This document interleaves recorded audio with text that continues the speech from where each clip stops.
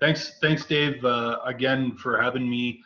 I really do appreciate the platform that you've created for coaches, just as a continuation of a tool to get better as coaches and prepare for the upcoming season when we get out of the COVID-19 crisis here. Slowly but surely, I know the weather is getting a lot better here in Manitoba, so it just goes to show you that hopefully we have football right around the corner. But again, just a great platform here with the three-phase coaching. I was able to see a lot of the coaches from before in the my previous presentation here. Just some of like great Saskatchewan coaches, Coach Neil. I think I even saw Josh Shaw there, Sheldon Gray. Like just awesome to see some old faces.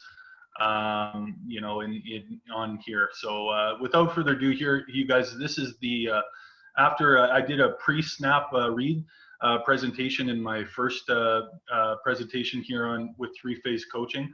This is the post-snap reads out of the three-step passing game, and this is something that we used at St. Paul's last year. I have Zach Wynn here on the cover. Just because he's the newest Bison commit, but he was an integral part to our championship season last year.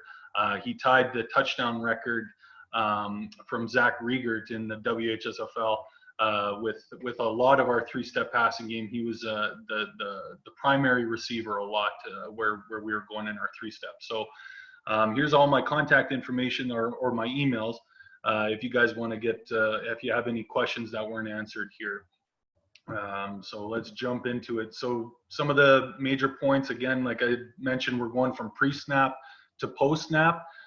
This is all going to be in the three-step passing game. Okay, so we're just going to give a brief overview of formations, a little bit about protections in three-step passing game, but our main focus is where the vision of the quarterback's going to be after he receives the ball from the snap.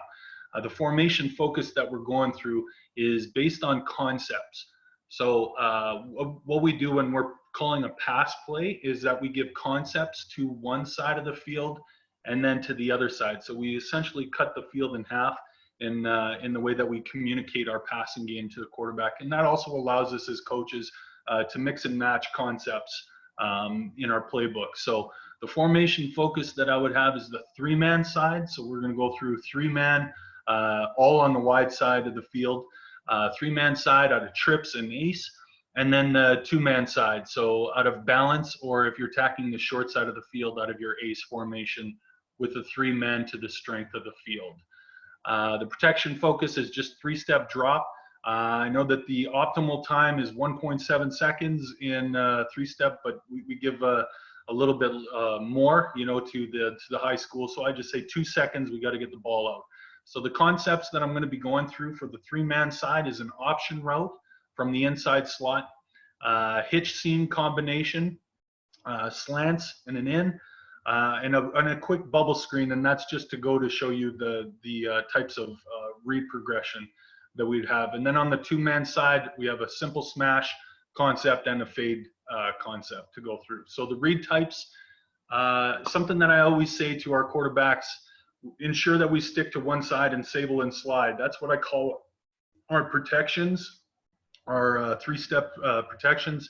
What we're asking the quarterbacks to do, and it's even in our call, and I'll go through it a little bit more, is that we're telling the quarterback to start on one side of the field, and typically that's where the free man in the protection will come through. So the blitz would be in his face, and so that he can get the ball off. We don't want to have him looking at the opposite side of where the protection is going to leave a free man off the edge. So the read types that we have today is a one defender read, a one receiver read, and simply a depth read.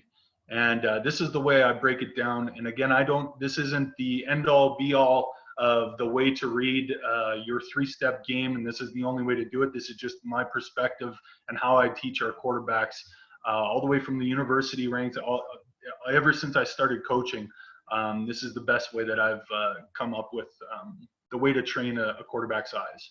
So as I had mentioned, this is all going to be concepts based. And so out of the formations, you have your 3-man concepts and your 2-man concepts. You can run your 2-man concepts out of balance. You could run the 2-man concept out of ace. Just like I said, if we're going ace strong or three receivers to the field and 2 to the boundary, you can run a 2-man concept to that side. So these are the 3 formations that I would have up here. And the personnel, we do switch out. If we go to our 5 receiver set, we would switch out any, fullbacks are out, and a 5th receiver comes in. So there's a bit of a substitution. I put this up here just as a brief explanation on the spacing. Essentially, you guys must have gotten that we're running out of a spread. And what I do with the quarterbacks is I make sure that I tell them the positioning of the receivers. So this is what we would look like in a balanced set. Our boundary receiver, the X, I don't have any numbers on the field here, but what the X is doing is he's splitting the difference between the sidelines and the numbers.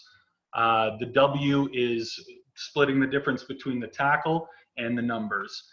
And then our Y owns his hash. If he's on the strong side of the field, he's on the hash mark, and then the Z is at the beginning of the numbers, at the tip of the numbers on the inside. If we go into trips, our W, or our inside slot, would be splitting the difference between the tackle and the Y. And then if we were to be in our 5 receiver set, like I said, that 3 would be coming out of the game. And a receiver would be going into it, but he's in the same position as the W would be in a balanced set. Why is this information important to a quarterback? He always needs to know exactly where his receivers are lining up on any given concept. I know that there are certain receivers who like to cheat their splits on a certain concept. If he needs to know this information and communication. This is that leadership component of the quarterbacks that I ask them. Always be on the same page as your coaches, asking the proper questions, but also being on the same page as their receivers.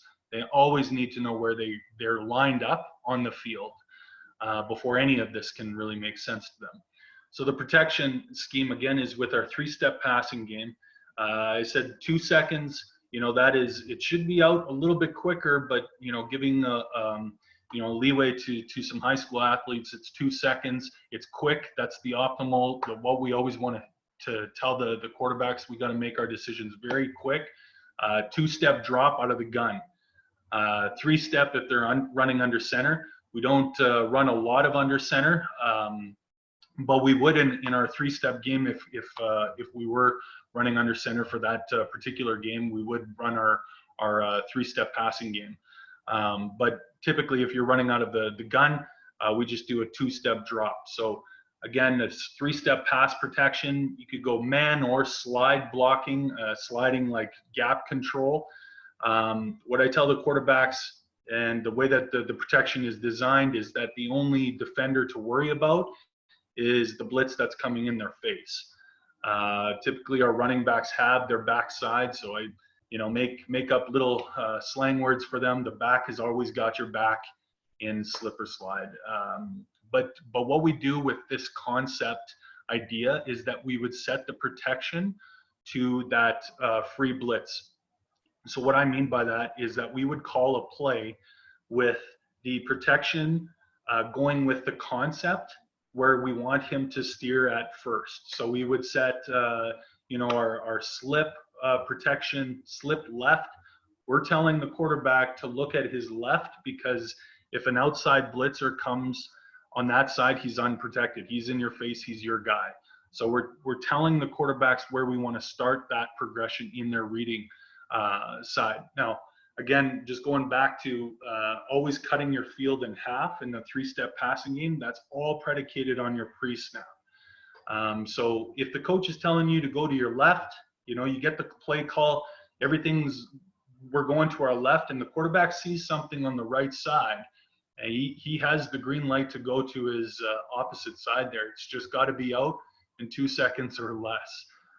And he's got to complete it, or he has to talk to the coach and give a good explanation on why he went away from where the coach is telling him to go. But that's all predicated on the pre-snap through his checklist, which I've gone through in in the first presentation. Again, the ball is out less than 2 seconds. I have a picture here of a St. Paul's grad, Teo Dizar, who was an excellent quarterback for the University of Manitoba. I love this picture just because his eyes are on the free. That's one of the last things that you guys can, if you saw my previous presentation on the pre-snap reads, the last thing that you do before catching that snap is just getting your eyes to the free safety. I know that our first responsibility is to make sure that we're catching a snap, but I just like this picture because, you know, Teo has his eyes on that free right before he's touching the football. So the read types that we're going to be going through in our quick passing game is one of 3 of them. We have a 1 defender read. So what does that mean? The post-snap read starts and ends with 1 defender. And you'd typically hear, you know, me behind the quarterback saying, get your eyes to the read defender. Once you catch the football, get your eyes to the read defender and make your choice. Some of the key points that the quarterbacks must know in the one defender read is the knowledge of the routes within the concept. That's the depth of the route. That's his release. I had mentioned, you know, some of them like to cheat their splits. That would be the optimal positioning of the receiver, where he likes to be, and any type of receiver route reads that you would have. These are some of the key points that a quarterback has to know, you know, prior to, you know, stepping on the field. So some of those key points that I would have them reiterating: the knowledge of the routes within the concept, so the depth of it, their release, when they're breaking, at what yardage, and what their aiming points are. And the quarterback will react to that defender's position on the field and how he is defending that receiver or zone. So he doesn't stray away from that. His eyes are locked onto his read defender, and the quarterback is going to be making the choice on what the defender is doing. And the defenders will defer from each concept. Another read type out of the quick passing game is a depth read, and this is really simple. You know, if you have hitches right across the board, which I'll be going through, your post-snap read is typically made prior to the snap. Some of the key points that you would have the quarterbacks understanding is the pre-snap defender positioning. So when he's scanning the field and he's going to the strong side, he's looking at the positioning of the defenders. That's what type of shade that they're in, as well as a little bit of a body language. Okay, so that's what they're really looking for in this depth read. They also need to know the defenders or defensive tendencies when they're going to be making this read. Is this halfback a guy that has quick closing speed? You know, he has to know a little bit more about his defender that he's going on before I would call a depth read for him to throw. Release of receivers out of the break. So if they're going to be breaking inside, outside, and this is what I tell the quarterbacks: you got to rep this out over and over again as you're warming up with the receivers. You know, you typically have like lineup of receivers, you know, doing fades to warm up. We would always have them doing their hitches, you know, within that 5-yard range hitch, and talking to the quarterbacks about, you know, aiming for the outside shoulder on your first 3 throws, then aim right on the numbers, then put it on the inside. There's different areas where you want to have the quarterbacks to be putting the football, especially on these depth reads, because they can see the defender that is closing in on the receiver, and they can put the ball away from contact.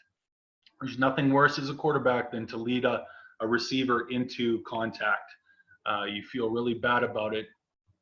Believe the quarterbacks when they're saying they're sorry for leading them upfield into contact. The quarterback will need to be very accurate. This is what we say, you know, go back to fundamentals. This is just an extended handoff. We're running warm-up type throws. Again, fundamentals need to be on point with these quick depth read throws. And then the next read type that I'll go through here is the one receiver read. So the post-snap read starts and ends with the receiver's route. So he's looking hard on the receiver. So something like a bubble screen, you know, where he's only going to be throwing to one receiver. Everything else is just set for this one receiver. So you're looking at how he's breaking, what the relationship is with the defender. Here's the key points. You're looking at the pre-snap defender's positioning to gain insight as to where the receiver breaks. The knowledge and the depth of the routes are essential. Release of the receiver on the defender. And again, this is something that you would want to work on in practice. And I know one-on-ones, we typically want to throw the deep balls and, see how far we can throw. I get excited in one-on-ones when a quarterback throws a hitch, just to practice that type of relationship and that one-on-one type of closing speed to understand his receiver and when he breaks and how he comes out of that hitch or short type of route. And the QB will need to react on the decision of the receiver. So if we have an option route, which I'll be going through here with the receiver, we get insight to it prior to the snap. We know which shade he is, but that doesn't give us 100% determination that he's going to be making his break on an out if he's on a read route. We still have to react to the decision of the receiver. And so we can get in front of this as quarterbacks and talk and communicate with the receivers and what they're seeing on their read routes. So jumping into some of the concepts that I have here to break down for you guys, I'll be focusing on the smash portion. Remember, this is concept based. So we would call, our 30 protection scheme, focusing on left. Okay, so here's the balanced smash. There's the hitch and a corner. And when we throw this to the short side, our breaking points is a 3-step hitch from our X receiver, who's splitting the difference between the numbers and the sideline. We have a corner. It's not too much of a post corner as what it's drawn up here. What I'm showing here is the release of the R. He's getting inside of the halfback, and he's making his break at 7 yards, and he's aiming for 17. I can range anywhere from the speed of your receiver. Sometimes you might want to push it to 9 to 19. But essentially what you're doing is you're giving them a breaking point of 7 yards. You're making your break to the corner, and your angle is 17 yards of the sideline. And what this throw would be if we're throwing this corner is on the line. But the defender that we're looking at and where we're reading is the weak corner. Okay, so the weak corner is the guy that we are reading off of. And so in our pre-snap, if you guys can remember, there was a hard deck drawn at 7 yards, where that's just our hard deck. If the DBs are above it or below it, it's a good indicator of where you're going to be going, especially on the short side throws, because it's the shortest throw. Excuse me. It's the shortest throw, so we draw that hard deck at 7 yards. And so if the corner is above that 7 yards, we have a good indicator that we're going to be throwing this hitch. But again, we're going to be reacting on the post-snap body language of the defender. Okay, so if he's lined up, I don't know if you can remember from the previous presentation, if he's lined up with his body language, nose over toes, he's all focused on the receiver, and he's back 7 yards, and he's above that hard deck. Well, we still gotta catch the snap, and we're doing 2 steps, and we're watching his body language. If nothing has changed on that, and he's breaking and coming down on the hitch, and we're gonna throw the corner in behind him. So that post-snap body language of the defender is where we're gonna be going with the football. And this ball, like I said, is thrown on a line, and it's throwing him down. So we have the defenders breaking at 7 to 17, his aim point's at 17. Well, the quarterback's gonna put it on a line to 15 yards. And so this particular play, we're not catching a lot of touchdowns like catching and then he's running up the sidelines. This is typically something that we'll throw where he catches and he's out of bounds, because we're really picking on that weak corner, and he's either got to go back or come up. And so here's the situation where he would get back into, let's say, a cover 3 hold. We're getting the ball out as fast as we can to that X receiver, and we're going to be beating the half to that flats. So typically where we want to put the ball here is on the outside shoulder of the receiver. And I know that most receivers want to take it inside after they catch, and you got to really drill this to the X receiver, go outside. I always just give them a numbers, for the X receiver. I just say, hey man, you got one guy to beat to the outside, or 11, on the inside. So always just get your receivers to go outside. And like how that relates to the quarterback is that he can throw him on his outside shoulder, so he can lead him towards that outside path. On the strong side here, here's just a 2-man hitch. So this would be the depth read. So again, typically we're making our decision prior to the snap. We're looking at the depth of the strong side defenders. Okay, so you're pre-snapping that hard deck. Should give you a good indicator of where you're going to be going with. Select who will be throwing to based on the depth of these defenders. So if we see this prior to the snap, we do our due diligence in understanding how the halfbacks will play to the strong side. I'll be going through this a little bit more, but we want to just throw to the receiver that has the off defender. If we have a halfback that's a really fly halfback, that would be talked to prior to running this play. And even if we were to have this and the halfback is just flying to his flats, let's say in this cover 3 hold instance, we would have him throw the inside hitch. But if it's just a hitch concept right across the board, we're just looking at the depth of the defenders. Okay, and there's the situation where the halfback would be up front, or sorry, up in press, and he wants to put hands on our Y slot back, or our inside slot back here. The quarterback would go to the outside on that. Here's a fade concept on the short side. Don't mind the strong side of the field here. This 2-man concept, a fade concept that we have here, is just a 1 defender read. Okay, so again, we're going to be picking on the weak side corner with this fade concept. I'd say anytime that the quarterbacks in our offense, when we have this called, I'd say 80% of the time we're throwing that fade route. The manner of which we throw that fade depends on the weak corner and his post-snap positioning.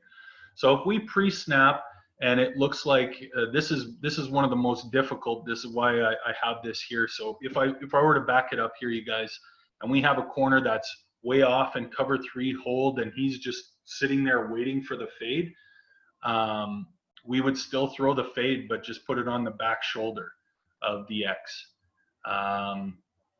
The way that I drew this up is to show one of the most difficult reads out of this play, and it's when you're facing weak cloud. So you're pre-snapping the hard deck, and if you get a weak cloud, and when I say weak cloud, I mean the corner being in the flats in a cover 3 type of look. But if the corner is up on our X receiver, the post-snap read of our corner would be based on how you see him. So if he's riding out the wide receiver and really giving him a hard time, and you can see his numbers on his back, you could throw your flat if he's really giving him a hard time. But if you could see his face mask and he kind of lets him go out and he gets turned around and you can see his face mask, you're going to be putting the ball right off of his ear in that hole. So that's one of the toughest throws that we ask our quarterbacks to make. It's fitting it in a small window, but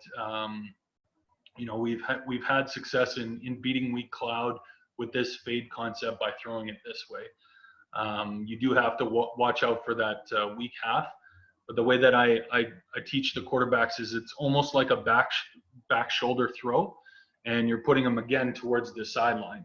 So you're putting it away from the defenders, and if we come down with it, the receiver's typically going out of bounds. But hey, if they're in man and we get levels with the corner and half, all of our quarterbacks like to smile when they get to throw that short side fade. on here, and it's, you know, basically a foot race. But this is what we would do if we were facing weak cloud, and the corner is you know, facing our quarterback here. He would throw it off his ear towards the sideline on the back shoulder. So here's a 3-man concept that we have to the field. There's 2 slants and an in. So our inside slot has a slant hitch if he feels zone, and if he's in man-to-man coverage, he's coming straight across. So there is a read from our inside slot, and it's in man-to-man coverage, he keeps on going, and if he's in zone, he stops before he gets to the MAC. And so, okay, this is a 1 defender read for us as quarterbacks. All we're focused on is the Sam linebacker. This is the way that most defenses rotate to our 5 receiver set. We would typically have a Sam linebacker on our inside slot, and all we're doing is reading that Sam linebacker. And so you're pre-snapping the shade of our read defender. As we're looking to the strong side, we're taking a look at where the Sam is. Is he more inside, or is he head up? You don't typically see a Sam linebacker on the outside shade, but you're checking to see the Sam linebacker and how far inside he is on that W receiver. And then the post-snap body language of the defender. What I do is I have the quarterbacks just looking at the feet of the Sam linebacker. If he shuffles in to put hands on that W, we're going to be throwing it off of his ear to the second slant behind him. Okay, the second slant behind him is something that you can work with the speed of your receiver to his breaking point will differ based on his speed. Sometimes you want to push it a little bit further deeper if he's really, really quick off the line of scrimmage. But typically what we have is just a 3-step slant. So you get a breaking point of about 4 yards off the line of scrimmage, sometimes 3. But it's a really quick read. If the Sam goes in with that slant from W, we're throwing it off the ear of the Sam. So here's a situation where the Sam, if he just turns his shoulders and he's heavy on his inside foot from the box and he's going out, not even worrying about W, all you're doing is just setting up after your 2-step drop and just dumping it over. Okay, and if Mac were to come into your vision as you're throwing this slant hitch, you got to put it on his outside. Okay, because nobody wants to get a face full of Mac. Even, you know, you just don't want to be throwing him inside of linebackers. So as he stops, he's stopping right over top of the tackle. That's optimal, and about 6 yards from the line of scrimmage. I say 6 yards because most of the time the receivers are going to get to 4. You know, if you give them a 4, then they're going to be right at the tackle, and you guys are going to be getting 2 yards. So tell that W slot that he's hitching right about 6 yards from where that tackle was at the prior to the snap. Okay, and if the Sam linebacker just puts hands on him, and he moves inside and he puts his hands on the W, the quarterback knows he's going straight towards his second read, which is the slant. So this slant really needs to not get jammed. I wouldn't run this concept if we had a really physical, strong half who wanted to get hands on our Y. It's a difficult, but he has to get inside of that defender and then slant inside. So a lot of the questions from our quarterbacks are, so when do we throw to Z? And the best way for me to describe it is if we ever were to face a 30 front with 4 true linebackers, this is not a good play to be running just because of the congestion in the middle with that slant hitch. But also if we see a strong cloud look. So this is an instance where you would want to hitch your in, is if they're in a strong cloud look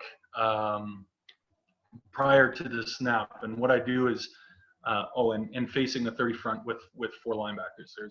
There it is. And this is just what I had just a quick cut up of an instance where we could have thrown the in. Here's their strong side half, who's about 10 yards off the ball. But he was backing out, prior to the snap. So in this instance, we can hit our Z. But typically, like just going back to this picture, you could see that the Sam linebacker, I know that the strong side half is circled, but this is the Sam linebacker here. As you can see just from his feet, and T is looking, right at, hopefully he's looking right at his feet here. But you can see how he's heavy on his inside foot, and he's already turning his shoulders towards that second slant. And so T has just caught this football. He's going to that inside W. But I did say, like in this instance, you could have hit your Z, but you don't need to, the way that they rotated to our formation here. Okay, here's the option route. This is based out of trips. I drew this out of trips. It would be a one receiver read. The reason why I draw it out of trips is because going back to our pre-snap, we're always checking how the defense has rotated to our formation set. And if we do have the weak side half rotating all the way over here, we always have to check our free safety alignment. And if you could remember, I do draw a line for the quarterbacks from our ghost tight end all the way up, just to see if the free safety's cheating on the plus side or if he's staying in the middle. And what we call middle is anywhere if he's inside of that ghost tight end. If we were to draw a line all the way to the end of the field, if he's on the plus side, our D route is on. So just going back to the concept itself, we have a D route, a diagonal route from our inside slot, and his aiming point from the line of scrimmage is 20 yards over top of center, 20 to 25. I've played a little bit with the 25. I like it harder on an angle just because he's going to be running away from the free in this instance. But our diagonal route is, the aiming point is 20 yards over top of center. That's where you should be crossing the hash if our ball was on the hash there. The Y route option is a three-step hitch or an in or an out. And he's making this based off of the halfback position. So if the position of the halfback is super outside, he's going to be cutting in. If he's off of him, he can just run a hitch. And again, if the halfback's super far inside, then he'll make his route to the out. And then on the outside from Z, we have a fade, or what we call a fly and die. So if the corner's off and in cover 3 hold and he's just catching routes back there, we'll ask him to shut down the fade. But typically what I want our quarterbacks to do is we're throwing the ball to Y here. And in this instance, with our trips over here and the free safety is over top or to the plus side of the field, our D route is on, and we're throwing this right on the hash. So it's right down the middle. It's like a 25-yard throw. We're playing pitch and catch with the W receiver. But again, the free safety has to be to the plus side. Other than that, the post snap is we're zeroing in on our target and we're being accurate with the football. We're reacting on the Y's choice of his route, and we're throwing it in the best spot for that receiver. Typically, I run this play on second and medium, first and 10. It's a good play. When would we be going to the Z on this route? The only time we would see the way that the corners are playing in the game. But I only say the only time that you guys should be throwing that or looking at that Z is if your Y falls down.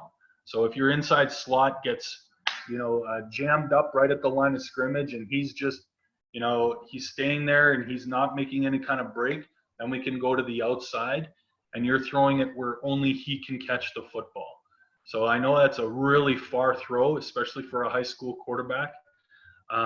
We're throwing it way out there, and it's either going to be caught or it's going to be out of bounds.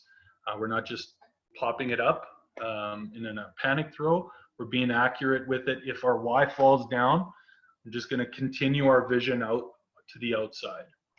Or if our Y gets jammed up, which has happened often, you know, with really aggressive halves. So in this on this concept, we have a 3-man, you know, a hitch seam combo. This is a 1 defender read. So we're looking at the strong side half. So in this 3-man hitch seam combo, our hitch would be coming from our outermost receiver. He has an option to convert it to a go. That's only if he's being pressed within 5 yards. You see how I did that? You set the hard deck for the quarterbacks at 7, but for the receivers to convert it, he better be within 5, or else you know, the receivers would convert everything. You know, in my experience, anyways. So you really set it with those receivers. If he can only convert when the corner's in press under 5 yards, that's when he can convert it. But in this instance, the way that we would read this play is from the strong half.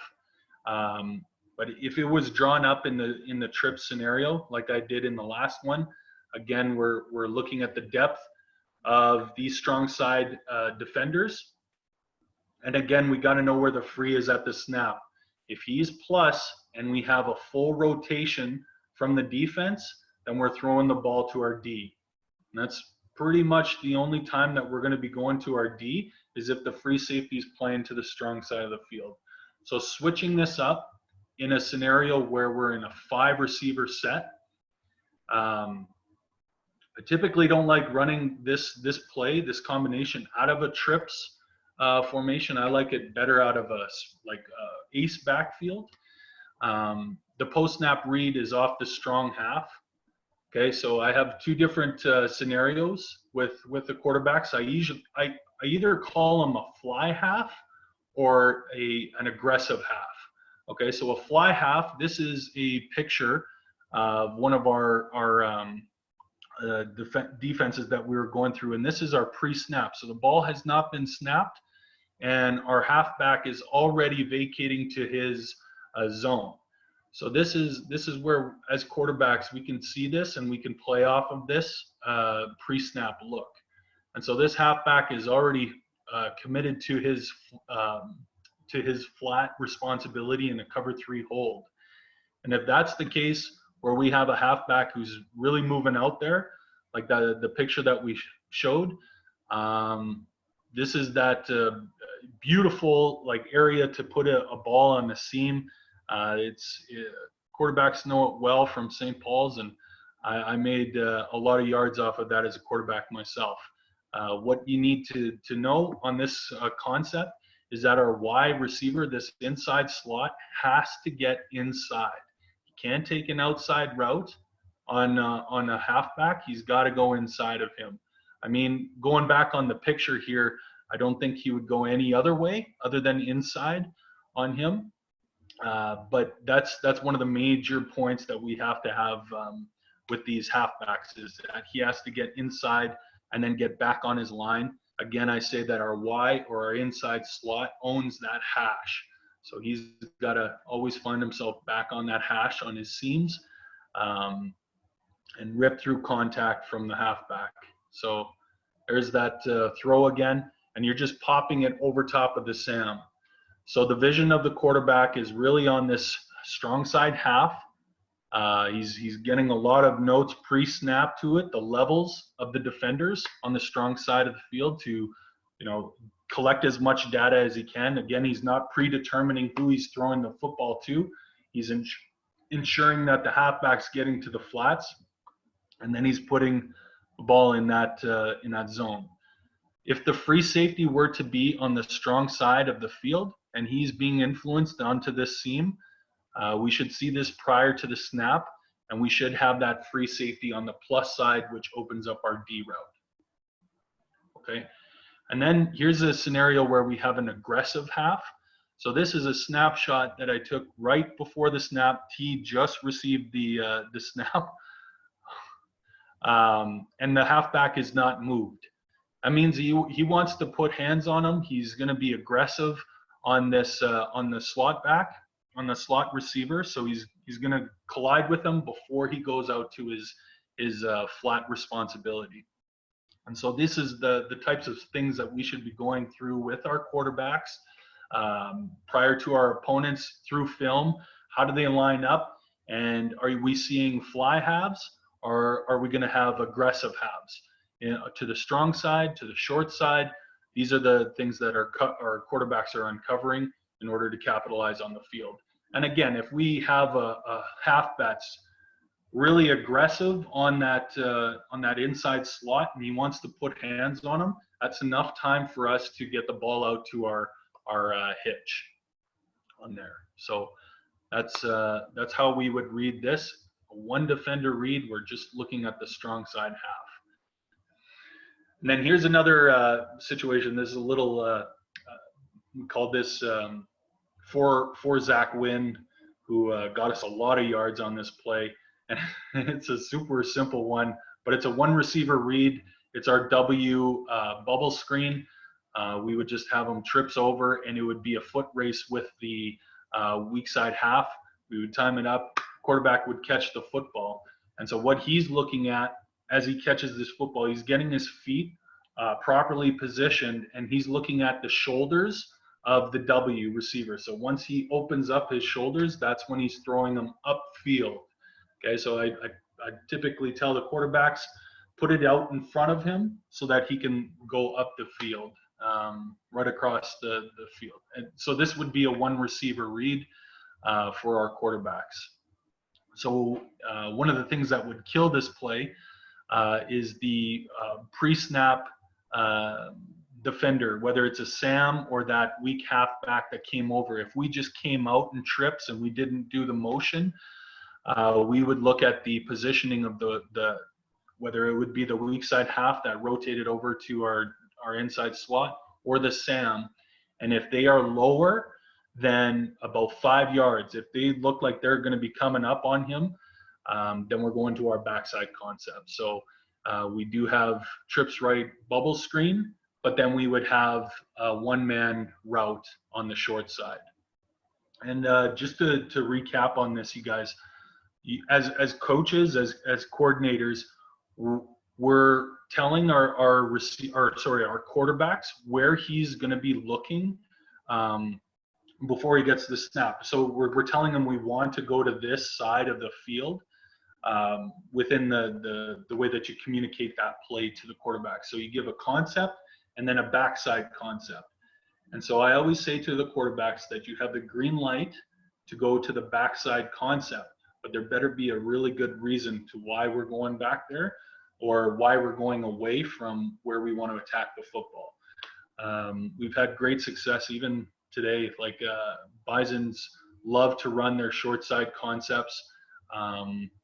We love it in the red zone, but we also go to the strong side of the field, especially in the red zone with the different ways that we could draw this up. But the three-step passing game, this is the way that I have our quarterbacks reading the field after they catch the football. You really want to decrease the anxiety of these guys who are, instead of looking at the whole entire field, we're going to just really hone in on their vision to either a one receiver, one defender, or just a depth read.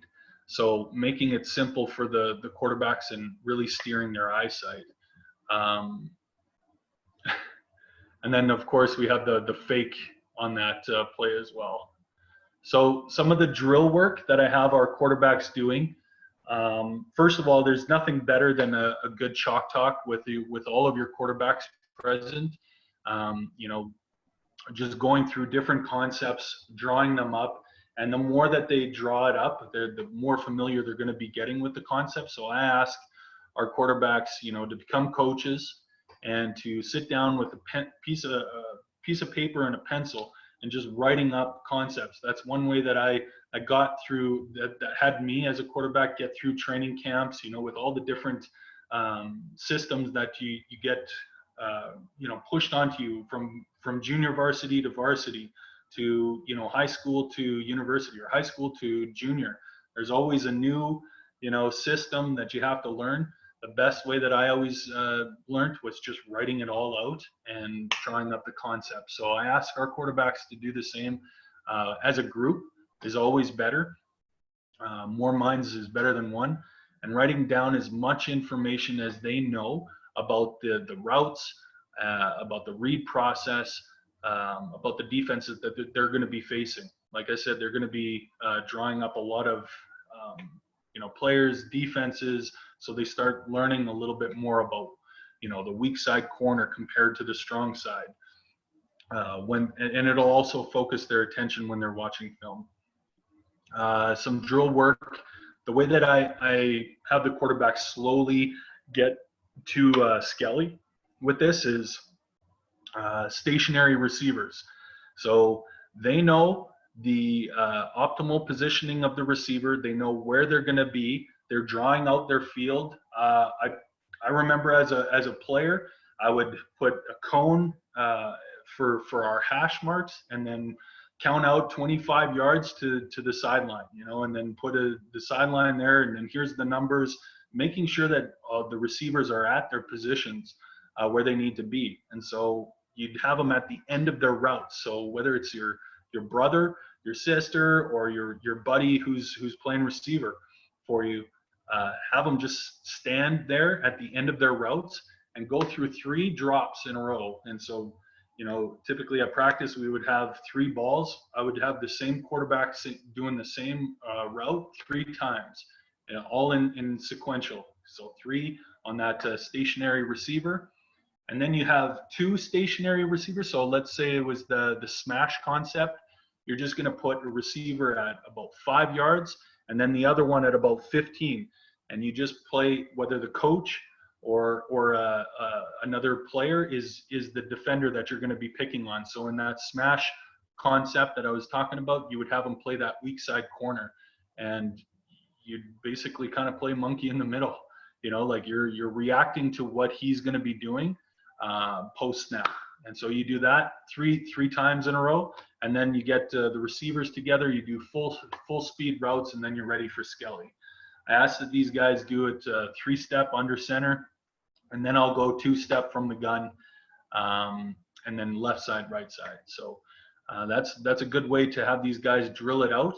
And once you get to that stationary receivers with that one defender, I would highly recommend that you play the defender, or the coach plays the defender, just to go on those finer key points, right? So if it's the Sam on that slice or in the double slant and in concept, you're working your feet. You're really trying to give them a good look on how your feet plays out. And the more that you do it as a coach, the players start picking up on it, and then they can start doing the defenders within that concept. And then the full speed routes, when you have them throwing on air with the receiver group, I like to be the defender that they have to read off of. So I'll put myself out there and be that defender. I'm going to be your read defender on this play. And so you got to make a choice on that. So you're watching their eyes as well as a coach, just to see if their eyes are on you, or if he's just going back there and is launching it. So that's what I got for you. Do you guys have any questions? Yeah, thanks, Coach. Coaches, if you do have questions, go ahead and put them in the chat, or you can unmute yourself as well and ask them yourself. But I'll start it off, John. I got a question. When you're talking your 3-step reads, if you're facing a +1 blitz with a flat contour, okay, if the defense was to press one of the receivers to your read side, does that automatically make him dead for you and you go to your second read, or would you let him convert it knowing that it's a +1 blitz? That's a great question. So just to get this, I'm just going to throw this Y option, the instance where the Y was jammed, and I would have him. So yes, if there's a blitz in his face, and let's say he would get the pre-snap read of that strong side half. So let's say he's in collision to him. He's got to move it out to the outside fade. really quick, you know, like with that outside blitz. And if we were facing a harsh blitz that was coming off there, like right off the line, and coming into our face, we would probably like move to a slide, you know, like get eaten by it and just be like, holy crap, that was fast, and we would slide our protection towards it. But yeah, typically if let's just go to this trips right Y option. The Y is our number one read. We're going to our Y receiver, and all of a sudden the halfback is in a press look pre-snap, and the quarterback catches the ball, and he has a blitz in his face. He knows, first of all, that he's going to have to wait on that Y to get off the jam, but he's also alerting that I might have to be going to my Z receiver here. Or I don't like what I see pre-snap with that strong half in press. He's going to get hands on this Y slot. I'm going to go to my short side. And if he goes to his short side, like I said, he's got 2.0 seconds. He doesn't see the blitz on his in his face. He's got to get the ball out quick. But I hope that answered your question. So if we do have worst case scenarios for the guys, like if the Y falls down or if he's jammed up at the line and the halfback is eating him his lunch, we got to get the ball out quick to our fade. So typically what we would have in these scenarios is always who would be our blitz throw.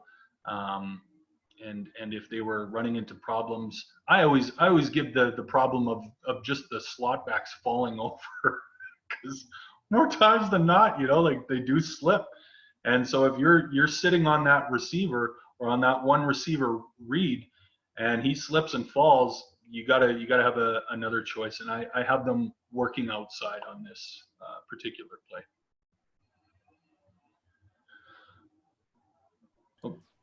Awesome, Coach. Thank you. Coaches, is there any other questions?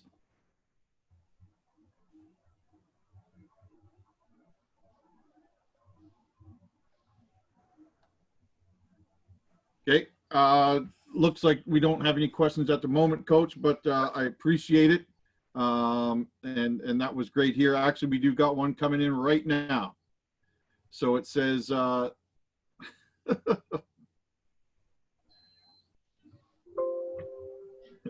what was that? We got one here from Andrew Tarbuck asking about your playing Joe Montana Sports Talk football. Holy jeez, Turbo. How are you doing?